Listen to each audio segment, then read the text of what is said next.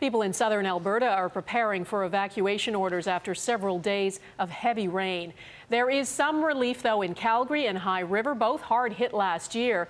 But areas south of there are at risk of flooding. The Oldman River is expected to reach its peak sometime tonight. Francis Silvaggio is monitoring that situation. Phyllis Faulkner can't believe this is happening again. I wake up to this screeching in the house, and I go running and I open the door and here's water coming to meet me. For the second year in a row, the water is back in Claire's home. This is worse. It's twice as much water, twice as much damage. The town declared a local state of emergency this morning after the community's drainage system was overcome by nearly 100 millimeters of rain. There comes a time when our sanitary and storm infrastructure just simply can't handle that amount of rainfall at one time. Claire's home is one of at least 7 southern Alberta communities under threat. Lethbridge County braced for the Oldman River to rise as much as 6 meters before it peaks. So that's a substantial amount of water to come through the Oldman area.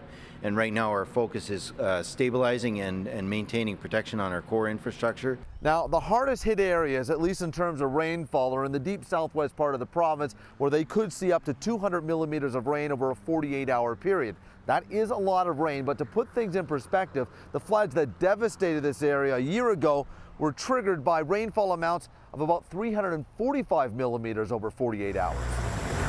Last year, more than 100,000 people were forced from their homes, 10,000 here in Medicine Hat. The river is rising again, but officials are optimistic. Our installation of temporary berms and mitigation measures is on schedule. It began yesterday and it continues as we speak, so we anticipate that we'll be on schedule to complete those before we see a peak in Medicine Hat. So far, flooding has not been as bad as originally feared.